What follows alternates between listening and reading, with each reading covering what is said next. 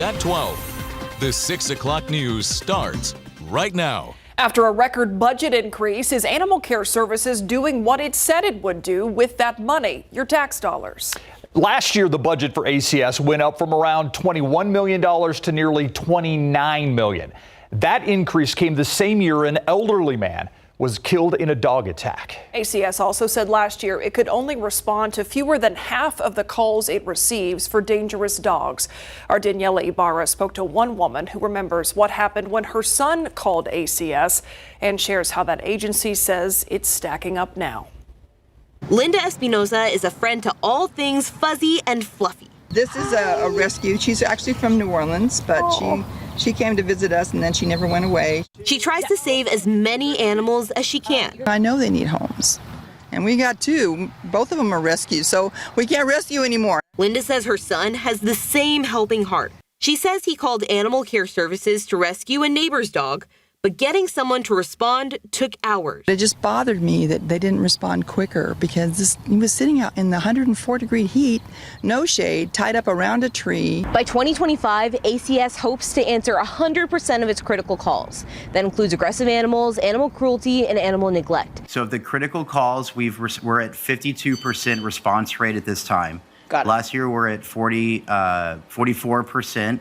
Our goal is to get to 64, so we're about halfway there. It's just one part of ACS's strategic plan to make San Antonio safer. ACS says it's also seen a 330% increase in criminal citations. This is a massive increase over last year due to policy, procedural changes, and having more officers being able to write citations. Council members say they want to see more growth. The strategic plan is a start, but we really need to amp this up if we're going to make a change here. Neighbors, including Bradley Trevino, are glad to see some positive changes. Any little bit is better than nothing, but I think it could definitely, be a lot better. I'd like them to be at 60 or more, but at least they've got a goal and they're shooting for the goal. So I think that's a good thing, but I don't know how much more money they could put into the budget and how many more cases they can actually follow up with.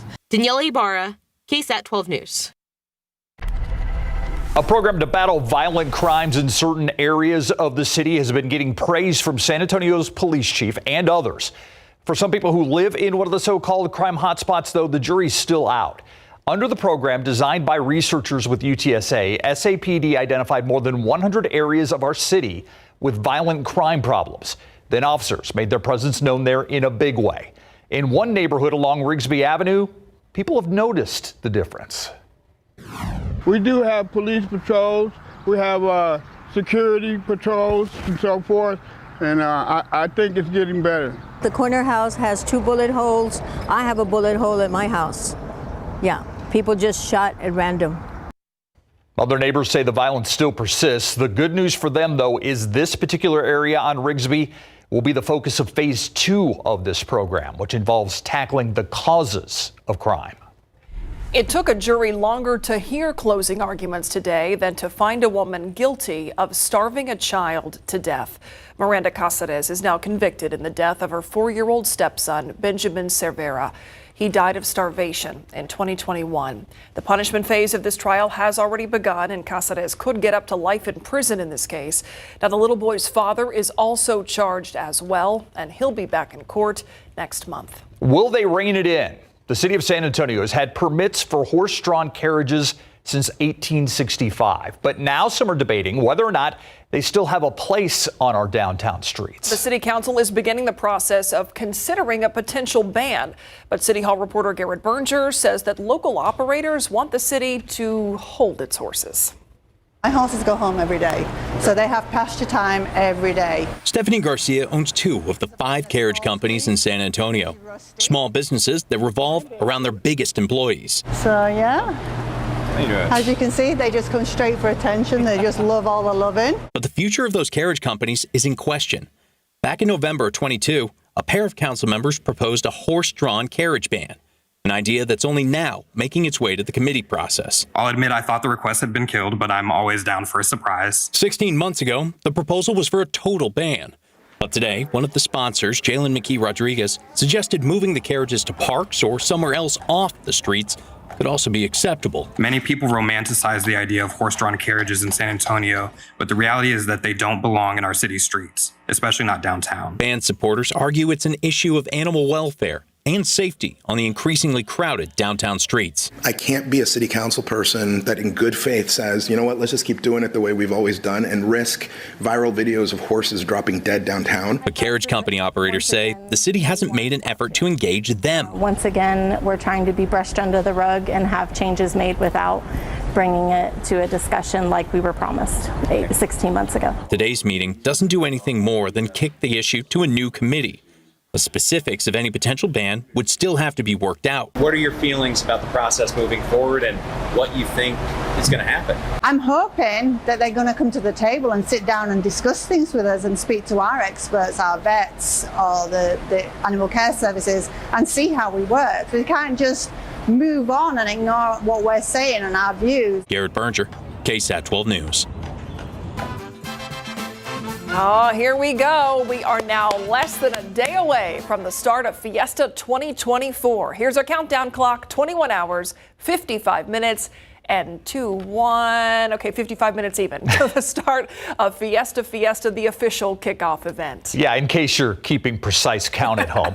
This year's Fiesta will be held at the Alamo Dome's H-E-B Plaza. That's the north side of the dome. Today, crews started setting up the stage for the event. We have live team coverage of Fiesta, of course, on the news at 5 and 6 tomorrow. And happening right now, our KSAT weather team is helping you get ready for Fiesta with a medal giveaway. Yeah, let's go live out to a Metro Health event at Crockett Park, where meteorologist Sarah Spivey and Mia Montgomery handing out some Weather Authority medals. Hi, guys.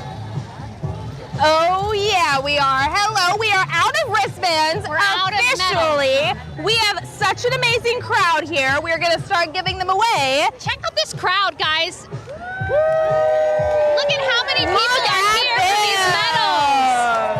Amazing, amazing. We've been having fun. We have agua fresca. Look at Mia's head. She's going to be getting this confetti out for a long time. Probably all evening, yeah. I love our Fiesta medal this year because it has a QR code on it.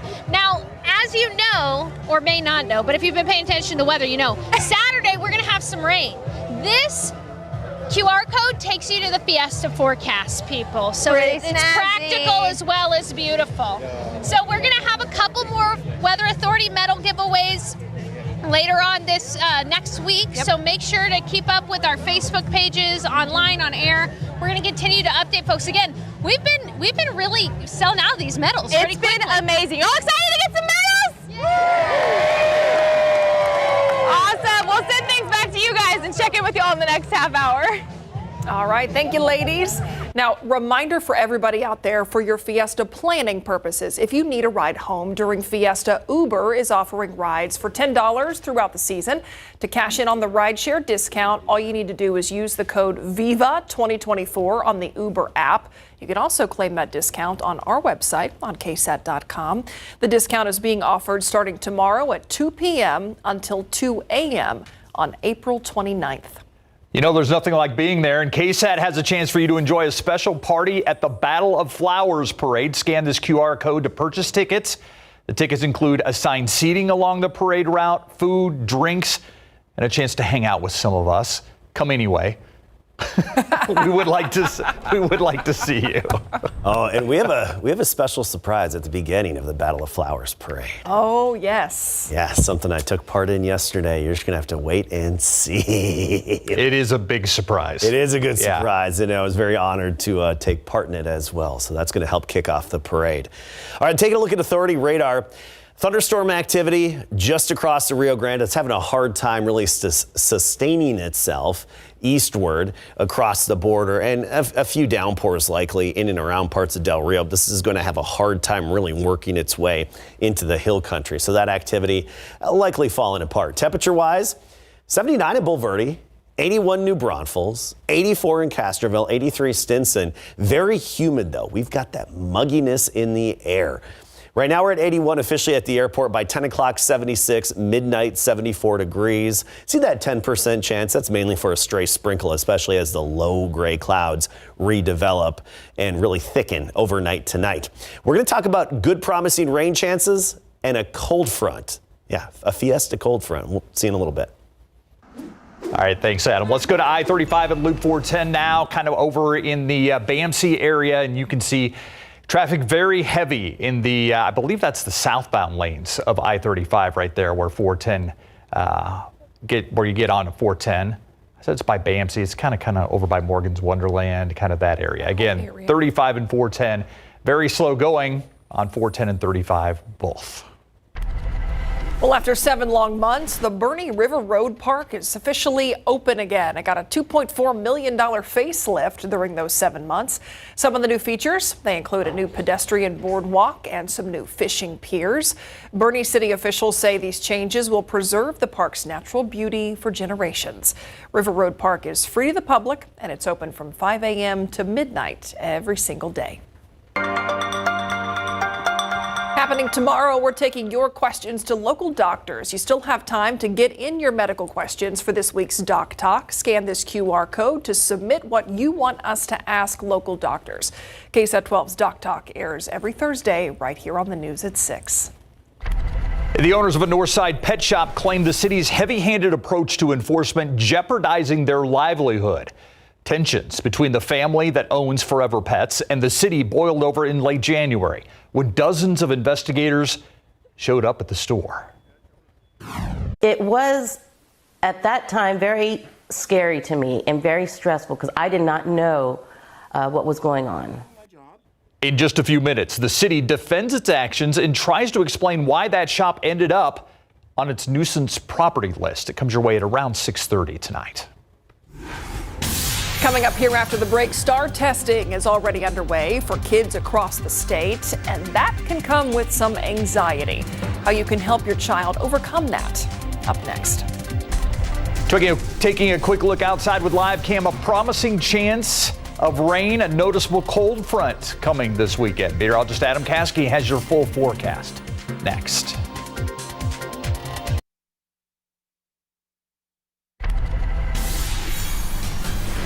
It's Fiesta time across San Antonio, and so many people in our city are asking others to create a plan to prevent drinking and driving. So coming up tonight in the Night Beat, hear one program's plan to be preventative this Fiesta season.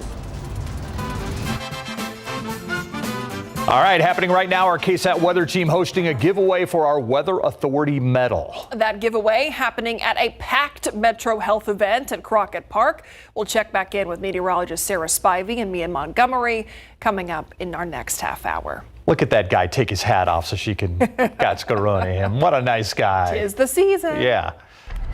Meantime, it is testing season for public schools across the state. Last week, a lot of school districts started administering this, the State of Texas Assessments of Academic Readiness, or as we all know it, the STAR test. Yeah, it offers the state and parents a snapshot of how well their child is prepared to go into the next grade. That's the promise anyway. As Patty Santos tells us, this can be a tough time for students. Test anxiety is a real thing, and it can hinder some people from being able to perform well on a test, even though they know the material. We spoke with the principal at Ellison Elementary School in Northside ISD, and she says it's really important for families to help hype up their kids' confidence.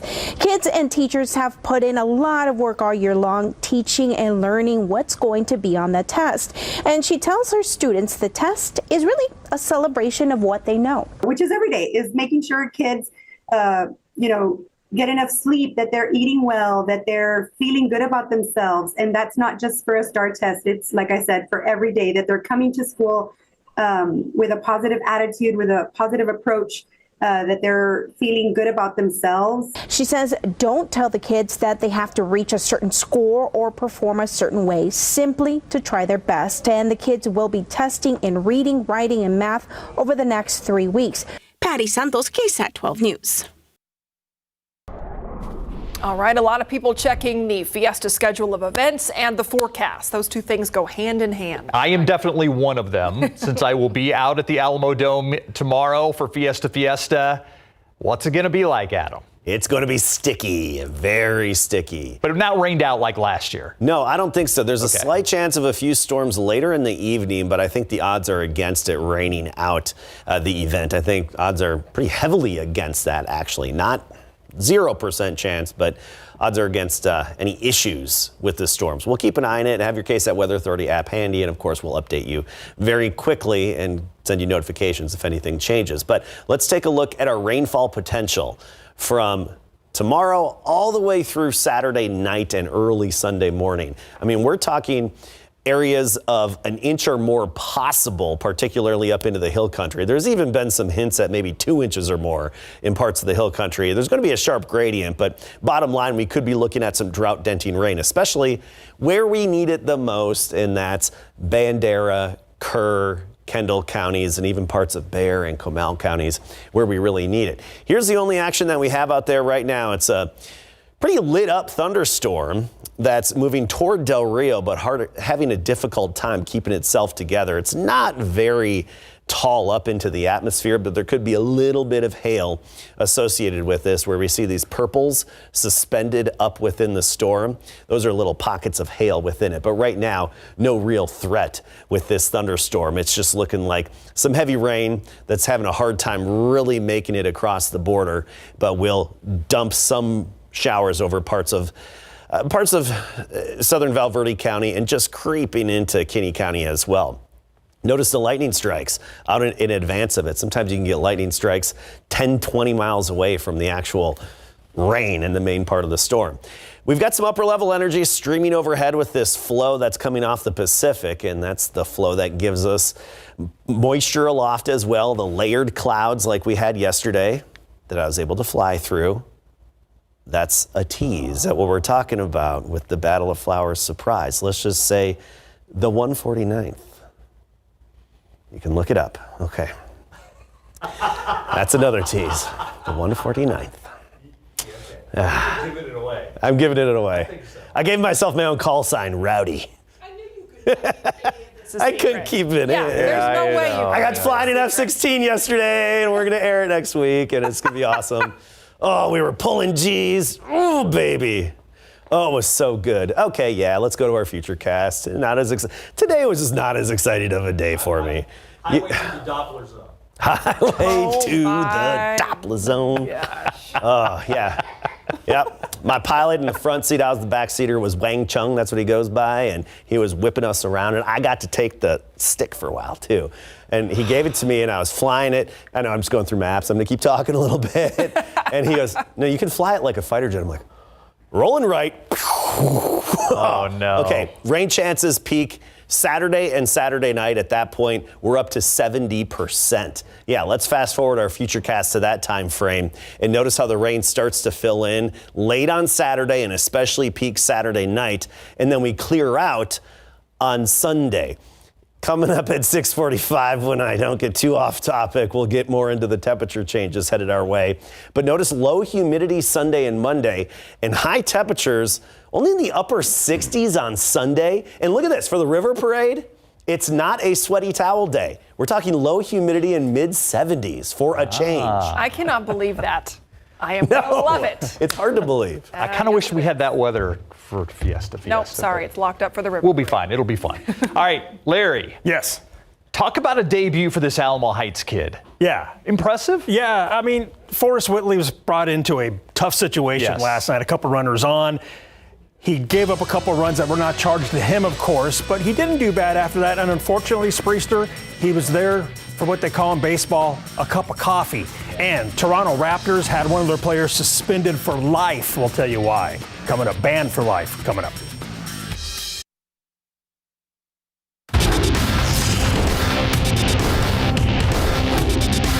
And Forrest Whitley works around a bases-loaded situation in his big league debut.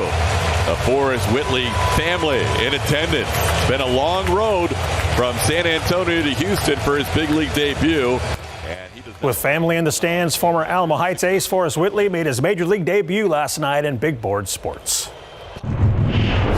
Hard-throwing right-hander Forrest Whitley made his big league debut last night against the Atlanta Braves. He entered in the top of the ninth with one out and runners on second and third.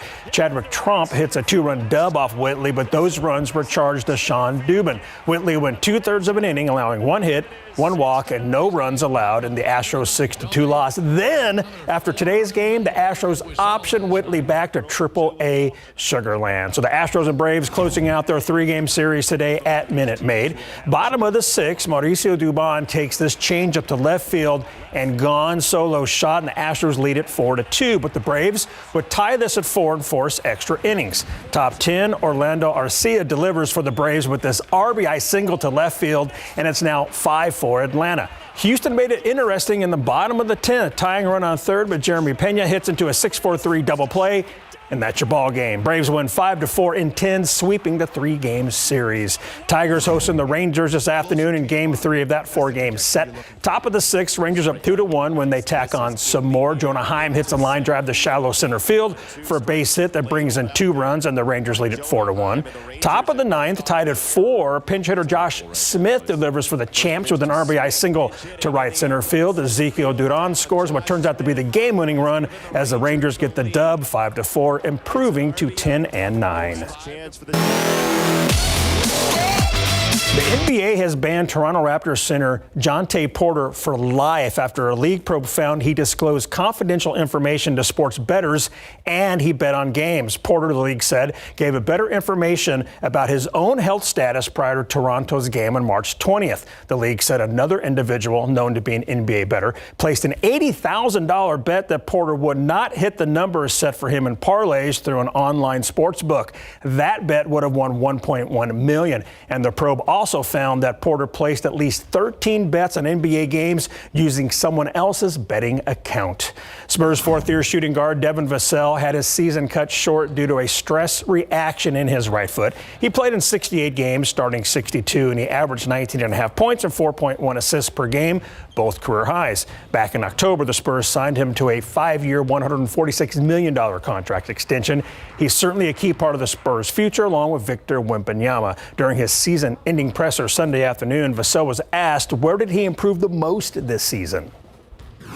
That's a good question. I maybe say playmaking. I think that I was able to get people, in certain spots and I think my assist numbers were going up. I don't know what they were from maybe before All-Star break to, what they were now, but I feel like my assist numbers were going up, and they just be me being more efficient, just consistently just being more efficient, getting to my spots, finishing.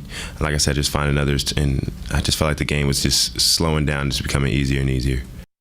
It certainly did seem like, the game was slowing down for him. They need him to stay healthy, though. They do. They do. All right, thanks, Larry. Coming up after the break, the owners of a Northside pet shop say the city is jeopardizing their livelihood with some heavy-handed enforcement. KSAT investigates the city's actions and why the shop ended up on the nuisance property list. Next. A Northside pet shop was labeled a nuisance property and flooded with dozens of city employees executing an administrative warrant. Yeah, the owners of Forever Pets say the city's aggressive approach was excessive and has threatened their decades-old business. I think it was just a waste of city dollars that they brought all these people in. It was a waste of time, waste of our tax dollars. It really was. But the city tells a different story, claiming they were justified in going in after repeated violations at that store. KSAT investigates Dylan Collier on the tense stalemate that continues.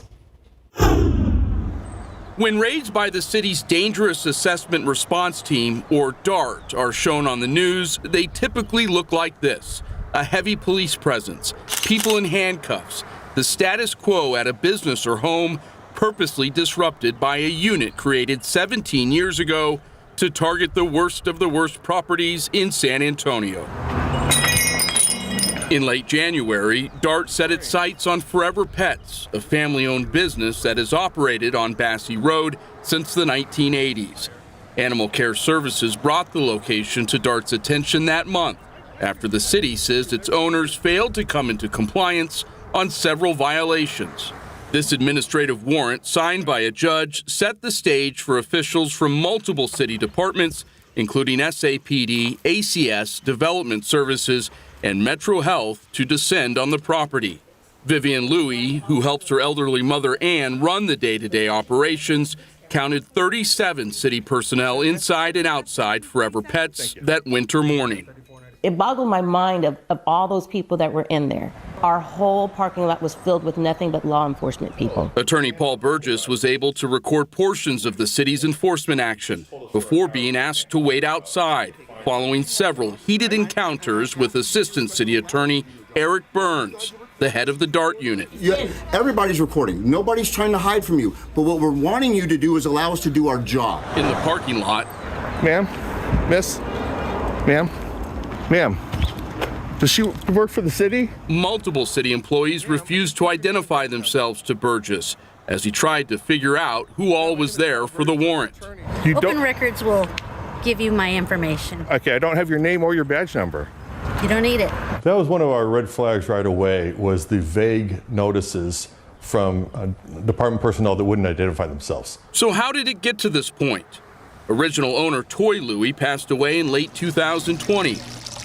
His wife Ann, Here you go, come on, and daughter Vivian have tried to step in and fill the void, attempting to learn the ins and outs of operating a pet store on the fly. City records confirm visits to the property by ACS investigators ramped up in regularity in early November. Vivian was eventually given 4 misdemeanor citations related to the care of animals and record keeping.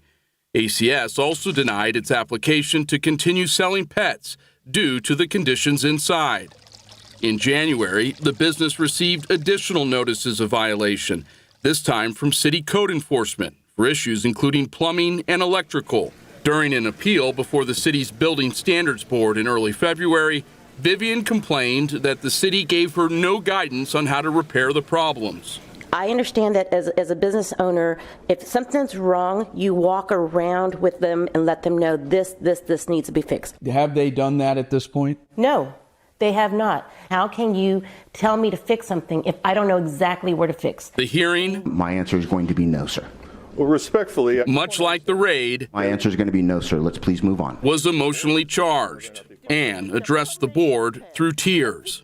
Please don't make me sell the pet store. Burns repeatedly interrupted individuals speaking on behalf of Forever Pets, saying they were addressing topics outside the scope of the appeal. Are y'all trying to destroy this business? Or when we reached out after Chair, we were, that would be an improper question. We want them to thrive. We want it to be a great business. Assistant City Attorney Savita Rise says the family has been walked through how to fix the store's violations and have ignored orders to stop selling pets and remove them from the property while they correct the issues. We attempted education. We attempted voluntary compliance. We came up with the roadmap to obtain that compliance so they could continue selling, and it was all met with flagrant disregard. On a recent weekday, it appeared to be business as usual inside Forever Pets as the store's future hangs in the balance. There's not really any pet stores where you can go in really anymore, and there's animals and stuff there, and I think that's important. A widow of a World War II veteran. This is supposed to be a military city. We're not supposed to treat veterans and their families like this. It's despicable. It's sickening to see it happening. We're left with only, they want to shut down a female-owned and Chinese-American-owned family business. That is a ridiculous assertion, and the city vehemently denies that. For KSAT Investigates, I'm Dylan Collier. Vivian is scheduled to appear in municipal court Friday on the 4 citations issued by ACS. The Building Standards Board denied the family's appeal that they were not properly served notice of violations. The store can appeal the animal sale permit denial in district court, although a city spokeswoman told KSAT the simpler route would be to correct the violations and reapply for the permit with ACS. We'll continue this story. We'll be right back.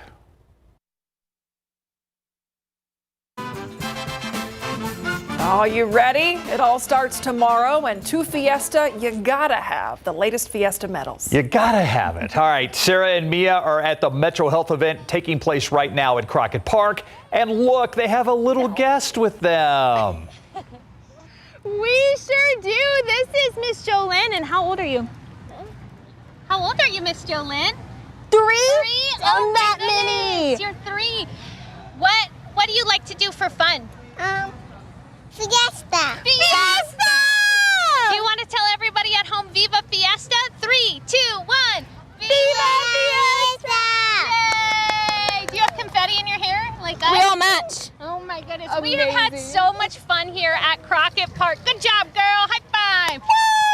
With Metro Health, it's been a wonderful event. We gave away all our medals. Those medals are sound like hotcakes. Oh yeah, everybody was super excited. Caskey has another medal giveaway on Friday, and then we have another Weather Authority medal giveaway next week. So keep following our social media pages, and of course we'll make more announcements about those coming up too. We're excited. I love that Fiesta spirit. We're having so much fun. Everybody of all ages can enjoy Fiesta. We hope to see you at our next medal giveaway. Bye. All right, a successful one. Yeah. They are members of the family, but those veterinary bills for your fur babies, those can really add up. So what about pet insurance? Does it save you money on checkups and emergencies? Is it worth it? 12 on your side's Marilyn Moritz says before you buy, there are other ways to save on medical care for your pet.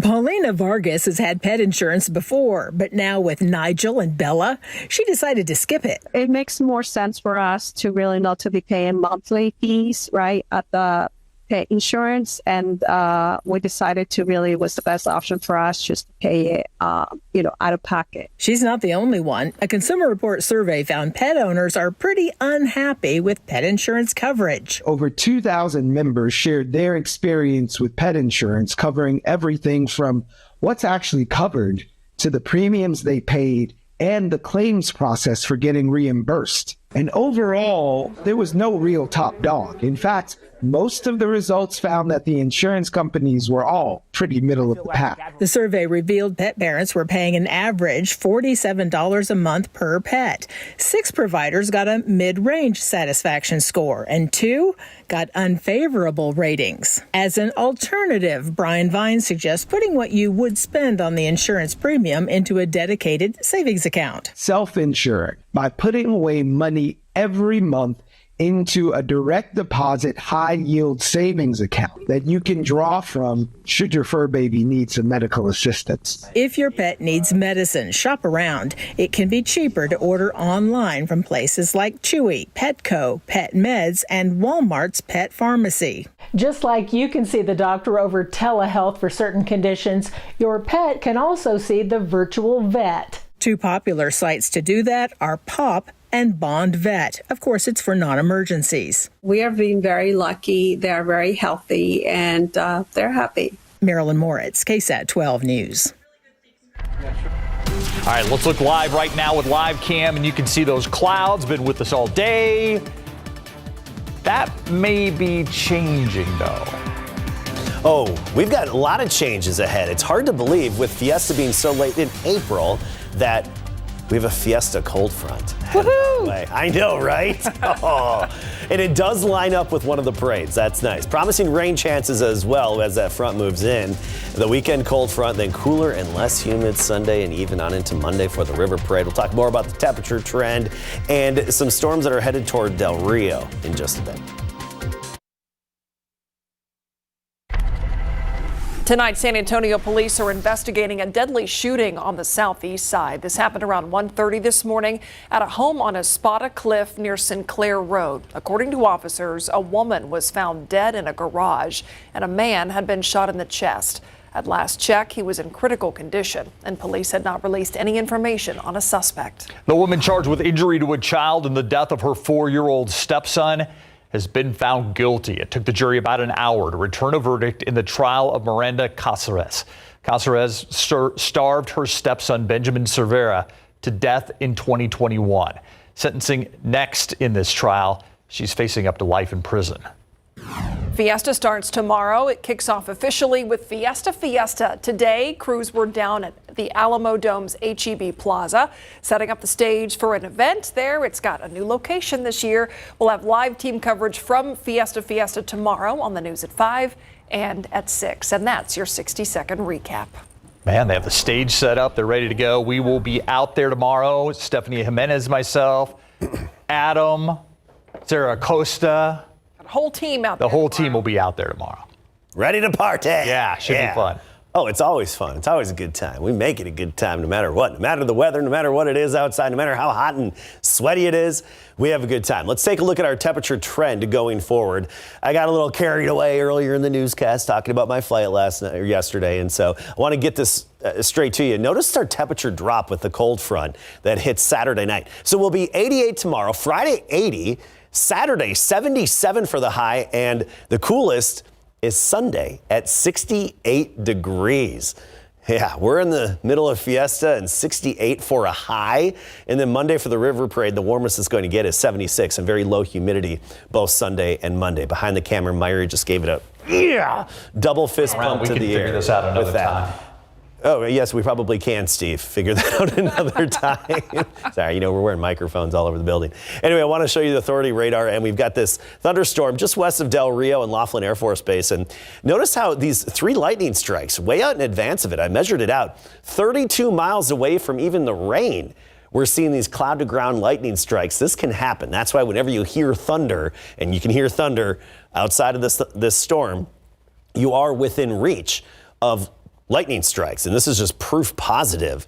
3 strikes right there within the last 15 minutes. Now, look at the 3D view of this, and it's definitely become stronger and more organized, and the hail core with it becoming even healthier and more put together with some larger hail likely, maybe up to about 1 inch in size, about 1/4 inch, or about the size of a quarter, I should say. Should this remain intact, and let me preface this with, these storms are having a hard time really sustaining themselves as they head eastward across the Rio Grande into West Texas here.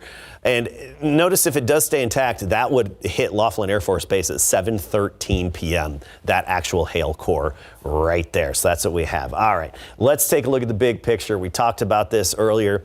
This upper level flow out of the southwest, it's just a funnel for Pacific moisture and energy, and we're going to be able to tap into some of that. It's why we have the layered clouds out there. So our futurecast for tomorrow, fog, drizzle, mist in the morning, another low ceiling start to the day, a little damp.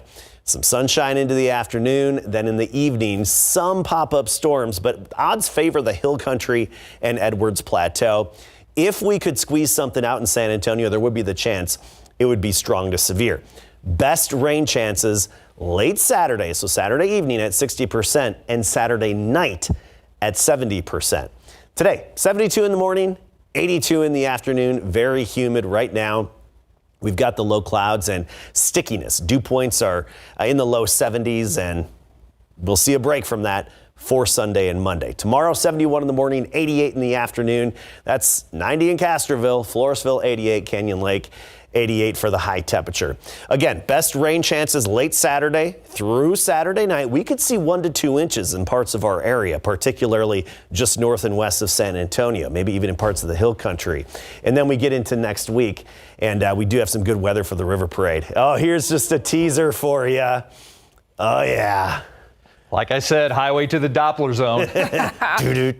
I was hoping we'd get some video. Yeah, full story is going to be coming before Battle of Flowers, but we'll be teasing out quite a bit. We were pulling some G's there. We pulled about 5 G's, but if anybody else asked, it was like, I don't know, I'd say 9 or 10. Of course you would. I can't wait to see the So if anybody asks. When is this airing? Before the battle, at the beginning of the Battle of Flowers, and will be other times as well. Okay, I can't wait to see it. Yeah, we'll see it. We'll see it a lot. Plenty. I have a feeling. The Buzz is coming up next. In the Buzz today, a circus elephant got loose and was wandering the streets of Butte, Montana. This photo shows the elephant eating grass behind a business there. The manager at the Butte Civic Center, where the circus was happening, says the elephant was getting ready for a show when it got spooked by a vehicle. Can you imagine driving by and just seeing an elephant on the run? Well, that's when the elephant named Viola took off.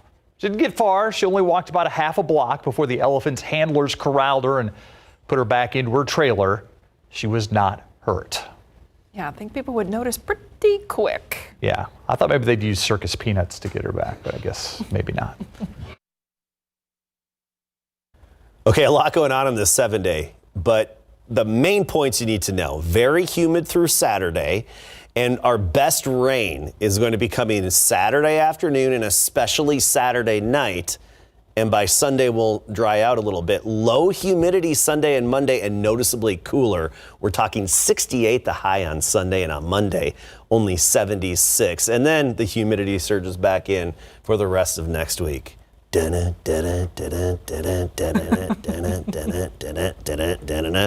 Shout out to the gunfighters. We're coming up with Caskey's call sign. I know. We'll get used to a lot of this. Call sign nerd alert. See you, Ted.